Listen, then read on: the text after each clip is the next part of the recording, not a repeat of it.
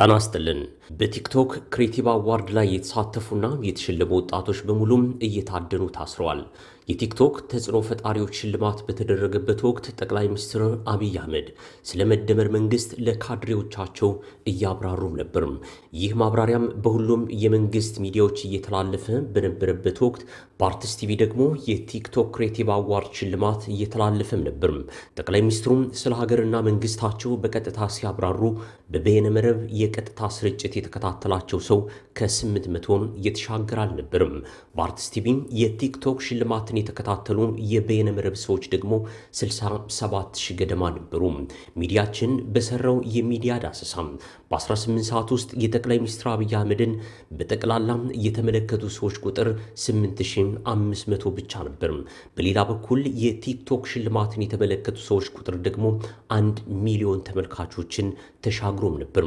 በወቅቱም ከጠቅላይ ሚኒስትሩ ይልቅ የአዶናይ ንግግርና የአዶናይ ሽልማት፣ የአርቲስት ሰራዊት ፍቅሬም የሽልማት አሰጣጥ፣ በቲክቶክ ሽልማቱ የተሰጡ ሐሳቦች የሚዲያው ሁሉ መነጋገሪያም ነበሩ። እንዳውም የአዶናይ ብርሃኔ አድናቂዎች ሀገራዊ ሰግጥ ፈምስ ጉዞ ለማድረግ ጀምረው የነበረ ሲሆን አዶናይም ከሰሜን የምመጣው ኢትዮጵያን አንድ የማድረግ ንጉስ እሆናለሁ ሲል ቀልድ ጨመርም። ጠቅላይ ሚኒስትር አብይ ሰባተኛው ንጉስ ነኝ፣ ትንቢቱም በእናቴ ተነግሯል፣ መሪ ለመሆን ስል አንዲት ፈረንሳዊት አፍቅራኝ ሳላገባት ፎቶም አብሬያት ሳልነሳ ቀረው ሲሉ በተደጋጋሚ ተሰምተዋል። ወጣቱም አዶናይ ደግሞ የትኛውንም ህዝብና ብሔር ሳያነሳ ለአንድነት እሰራለሁ ማለቱን ተከትሎ ከባህር ዳር እስከ ሐዋሳም፣ ከአዳማ እስከ ድሬዳዋ፣ ከመቀሌም እስከ ሰመራም፣ ከአሶሳም እስከ ሐረር ወጣቶች አቀባበል ለማድረግ ተዘጋጅተው ነበር። በማሰር በማፈን በመፈረጅ ከ180 ሀገራት መካከል 167ኛ የሆነው የኢትዮጵያ መንግስት ይህ ከመሆኑ በፊት እነ አዶናይን አስሯል። የእስሩ ምክንያትም አዶናይ አለባበሱም ከኢትዮጵያ ባህል ያፈነገጠ ነው የሚል መሆኑ ታውቋል። አጋቾች፣ ገዳዮች፣ ዘራፊዎች አለቃ በሆኑበት ሀገር ባለባበስ ምክንያት ወጣቶች መታሰራቸው ነገሩን አስገራሚ አድርጎታል። በአስገድዶ መድፈር፣ በዘር ጭፍጨፋ፣ በሀገር ኢኮኖሚ ውድቀት፣ በርስ በርስ ጦርነት እስከ 1 ሚሊዮን ዜጎችን ያስገደሉ ኃላፊዎች ወጣቶችን ባለባበሳቸው በሐሳባቸው ያስሯቸዋል። አዶናይ እንደነ ጀነራል ጻድቃን ወልደ ትንሳኤ፣ ጌታቸው ረዳ፣ ፊልድ ማርሻል ብርሃኑ ጁላ እንደ አብይ አህመድ የእርስ በርስ ጦርነት ቀስቅሶ ሚሊዮኖችን ገሎ ሚሊዮኖችን አላሰረም። አገዛዙ ታዬ ደንዳን 7 ዓመት የፈረደበት ቢፈታም የህዝብ ቅቡልነት አለው በሚል ክስ መሆኑም ይታወቃል። የህዝብ ቅቡልነት ያላቸውን አድኖ ማሰር ያገዛዙ ባህሪም የሆነ ይመስላል። ከዮሐንስ ቧያለው እስከ ክርስቲያን ታደለም፣ ከመስከረም አበራም እስከ ዶክተር ከበደ ጫኔም፣ ከታዬ ደንዳም እስከ አዶናይ የታሰሩት ዘርፈው በጦርነት ወንጀል ሰርተው በገታም በሙስናም ጸረ ህዝብ በመሆን አይደለም። የስሩ ምክንያት በህዝብ ዘንድ ቅቡልነት ማግኘታቸውና አድርባይነትን የሚሸከም ትከሻም ስለሌላቸውም ነው።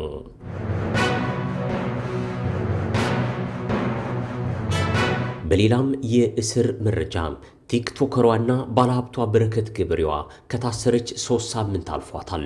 በረከት ገበሬዋ እኔን የሚጨንቀኝ ጠቅላይ ሚኒስትር አብይ መቼ ይተኛል ብዬ ነው ስትል ለአብይ አህመድ አሳቢ መሆኗን በተደጋጋሚም ስትገልጽ ነበርም።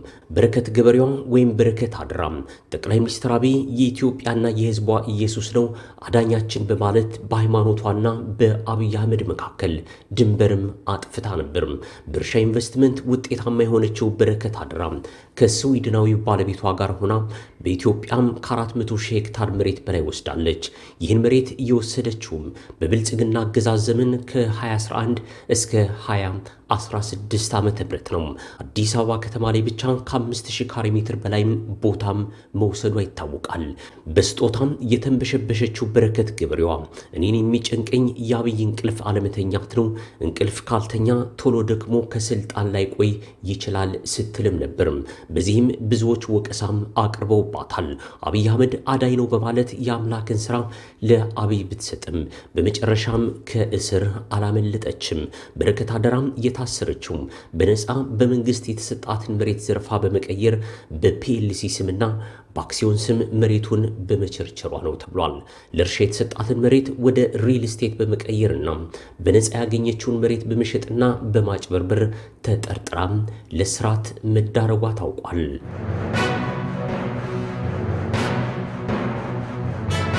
የኦህዴድ ብልጽግናው አባዱላ ገመዳ አሰብ የወሎ ነው ሲሉ ተደምጠዋል። ከ1983 በፊት አሰብ የወሎ ጠቅላይ ግዛት አካል ነበርም ብለዋል። አባዱላ ቀይ ባህር ርስታችን ነው የወሎ ግዛት ነው የሚለው ንግግራቸው የማህበራዊ ሚዲያው መነጋገሪያ ሆኗል። አባዱላ ከአቶ መለስ ጋር እያሉ ኤርትራም የአሰብ ውሃን ግመሏን ታጠጣበት፣ ቀይ ባህርን መጠየቅ ተስፋፊነት ነው፣ የኤርትራን መገንጠል አለመደገፍ የአማራ ነፍጠኛም የተስፋፊነት ባህሪ ነው ሲሉም ነበርም። ዛሬም ከአብይ ጎን ሲቆሙ አሰብ የወሎ ነው፣ ቀይ ባህር ደማችን ውሃችንም ነው ብለዋል። አባዱላ በደርግ ጊዜ የመከላከያ ሰራዊቱ አባል የነበሩ ሲሆን በሻቢያና በህወሓት ተማርከው በመጨረሻም ኦህዴድን እንዲመሰርቱና ኦነግን እንዲዋጉ በህወሓት ተልዕኮ ተቀብለው ወደ ፖለቲካው ተቀላቅለዋል። በወቅቱም አባዱላም ኤርትራ ስትገነጠል ቀይ ባህርም ሲወሰድ አባዱላም አስተባባሪም ነበሩ። በወቅቱ እነ ፕሮፌሰር አስራት ወልደየስና መስፍን ወልደ ማርያም ባህር አልባ መሆናችን ሲያወግዙ ይህ የተስፋፊነት ባህሪ ነው ብለው ለውግዘትናም ለእስር ተዳርገውም ነበርም። ከ35 ዓመት በኋላ አባዱላ ወይም በትክክለኛ ስማቸው ምናሴ ኃይሌ አሰብ የወሎ ነው ማለታቸው ተሰምቷል። አባዱላ ስማቸውን የቀየሩት በወቅቱ ከአማራ ገዢ መደብ ስብ ጋር እንዳይመሳሰል ብለውም ነበር። አባዱላ የኦሮሚያ ክልል ርዕሰ መስተዳደር፣ የመከላከያ ሚኒስትር፣ የፓርላማ አፈ ጉባኤ ሆነው በኢህአዴግ ዘመን ሲያገለግሉ እንደ ኢህአዴግነታቸው ቀይ ባህርን ኤርትራ ይዘው ትዙር ሲሉም ነበር።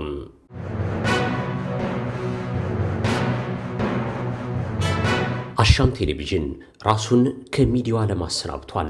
አሻም ከ8 ዓመት በኋላ ከሚዲያው ዓለም ራሱንም አክስሟል። አሻም ቴሌቪዥን ስራውን ለመቀጠል አቅም ስለሌለው ሙሉ በሙሉ ስርጭቱን እንዳቋረጠም በማህበራዊ ትስስር ገጹ አስታውቋል። ከማናቸውም የሚዲያ ውዶች በቃኝ ሲል የተሰናበተው በአቅም ማነስ፣ በአስተዳደር ችግር፣ በውስጥ ችግር ወይም ሌሎች ችግሮችን ስለመሆኑ አሻም አልዘረዘረም። ጣቢያው በቴሌቪዥንም ሆነም በየትኛውም የማህበራዊ ሚዲያ አማራጮች ከትናንት ታህሳስ 1 ቀን 2018 ጀምሮ ሙሉ በሙሉ በይፋ ስርጭቱን ማቆሙንም ይፋ አድርጓል። አሻም ሚዲያ ትሬዲንግ አክሲዮን ማህበር ባለፉት 8 ዓመታት ጀምሮ በማህበራዊ ኢኮኖሚያዊና ፖለቲካዊ ጉዳዮች ዙሪያ በዜናና ወቅታዊ እንዲሁም በመዝናኛ ዝግጅቶች መረጃዎችን በቴሌቪዥንና በተለያዩ የማህበራዊ ሚዲያ አማራጮች ሲያሰራጭም ቆይቷል። በደረሰን የውስጥ መረጃ መሰረት ግን አሻም ስርጭቱን ያቋረጠው በመንግስት ጫና መሆኑን ተሰምቷል።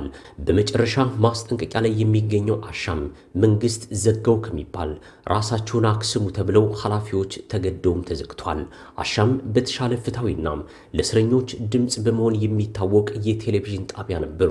ከአሻም በተጨማሪ ለኢቢኤስ፣ ለአርቲስት ቲቪ፣ ለአሃዱ ቲቪ ማስጠንቀቂያ መሰጠቱን ተሰምቷል።